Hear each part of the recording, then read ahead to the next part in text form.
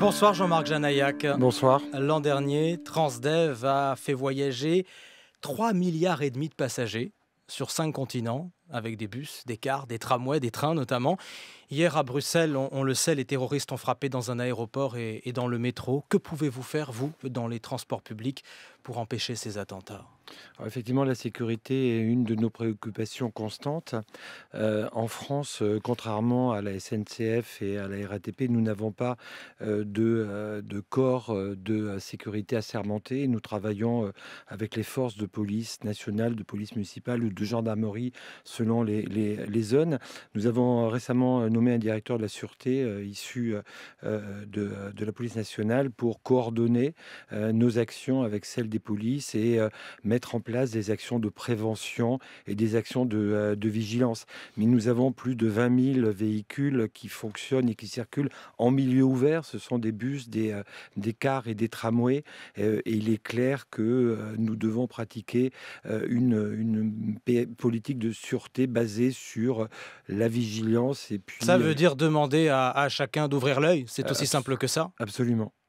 Le gouvernement veut réserver l'accès aux gares ou aux gares routières, ça vous concerne aussi, aux personnes qui ont leur billet ou qui peuvent présenter une pièce d'identité. Est-ce réaliste et est-ce efficace ? Il faut des systèmes de contrôle, donc c'est un peu compliqué.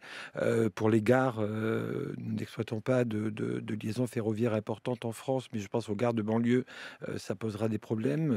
Et pour les gares routières, ce sont des milieux assez ouverts qui généralement ne sont pas fermés.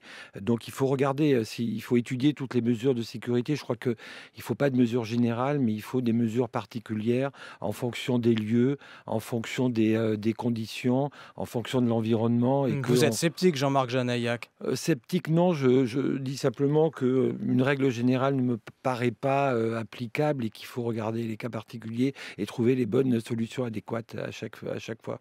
Si vous êtes là aussi ce soir, c'est parce que Transdev va mieux après des années difficiles et vous étiez venu nous en parler.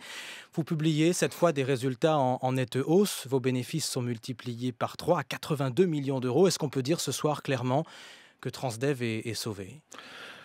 Nous, on dira plutôt que Transdev is back, puisqu'on a passé plusieurs années à panser les plaies d'une fusion qui s'est mal passée. Et donc, avec Veolia c'est entre Veolia Transport et Transdev, qui était à l'époque la filiale de la Caisse des Dépôts. Et donc, il a fallu vendre des actifs, il a fallu réorganiser des services. La Cour des comptes a parlé d'échec économique et financier. Vous êtes d'accord ? Oui, mais ça, c'était le passé. Donc, mais c'est votre bilan aussi, ça ? Ça, c'est...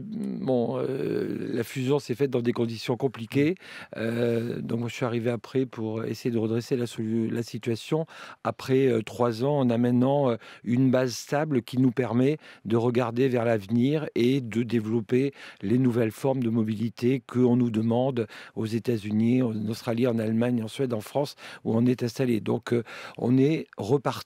On a maintenant des bases solides pour construire un avenir qui soit positif. Et on va parler de votre développement. Je reste sur vos actionnaires puisque le groupe Veolia a prévu de se retirer là, dans les prochains mois. Qui doit le remplacer ? Alors, l'opération va se faire en 3 temps. D'abord, ce soir, on va signer un accord pour refinancer notre dette. On a une quinzaine de banques européennes, japonaises, américaines qui nous feront suffisamment confiance pour nous prêter de l'argent, ce qui a jusqu'alors été le fait de nos actionnaires parce que les conditions ne s'étaient prêtaient pas. Donc, c'est déjà un premier acte de confiance. Deuxième étape, Veolia et la Caisse des dépôts vont négocier, puisque Veolia a souhaité se retirer, la Caisse des dépôts a souhaité prendre la majorité, donc ça c'est eux qui décident, on ne prend pas part à cette discussion. Et la 3e étape, ça va être pour nous, en liaison avec notre actionnaire majoritaire, de trouver un actionnaire minoritaire qui nous accompagnera dans la durée aux côtés de la Caisse des dépôts. La Caisse des dépôts, c'est l'État, mais l'État contrôle déjà un autre groupe de transport qui est votre concurrent Keolis, qui vient lui aussi de publier ses résultats, qui est une filiale de la SNCF, avec qui vous vous disputez régulièrement pour arracher des contrats, notamment à l'étranger. Pourquoi est-ce que le public joue contre le public ?